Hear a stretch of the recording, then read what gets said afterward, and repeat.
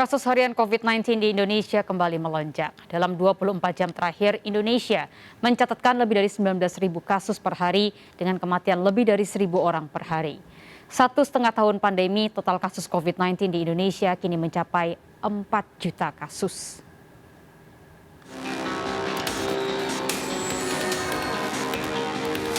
Usai pemberlakuan pembatasan kegiatan masyarakat PPKM level 4 dicabut di sejumlah wilayah, angka positif COVID-19 harian tanah air justru kembali melonjak.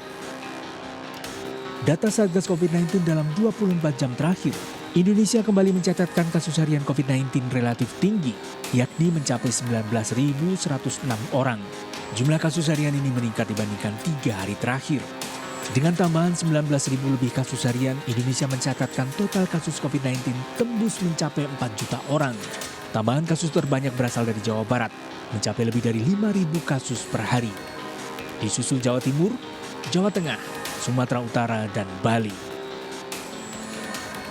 Tak hanya kasus harian yang meningkat, kasus kematian di tanah air pun menunjukkan peningkatan, yakni mencapai 1.038 orang. Padahal sehari sebelumnya Indonesia berhasil menekan angka kematian dengan jumlah kasus kematian di bawah 1.000 orang per hari.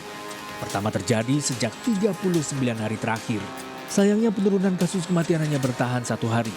Lantaran Indonesia lagi-lagi mencatatkan kematian di atas 1.000 orang per hari. Juru bicara Satgas Penanganan COVID-19 Wiku Adhisa Smito mencatat, persentase angka kematian Indonesia lebih tinggi dari persentase kematian dunia. Indonesia menduduki peringkat ke-9 peringkat kematian kumulatif di dunia. Kematian di Indonesia masih lebih tinggi dibandingkan di tingkat dunia. Persentase kematian di Indonesia saat ini sebesar 3,2%, sedangkan di dunia sebesar 2,09%. Masih tingginya penambahan kematian di Indonesia menyebabkan saat Indonesia menduduki peringkat ke-9 kematian kumulatif tertinggi di dunia. Penurunan penerapan level PPKM bukan menjadi alasan bagi warga untuk mengendurkan disiplin penerapan protokol kesehatan. Warga diminta untuk taat menerapkan protokol kesehatan dalam keseharian untuk membantu menekan angka sebaran kasus dan angka kematian akibat pandemi. Tim Liputan melaporkan.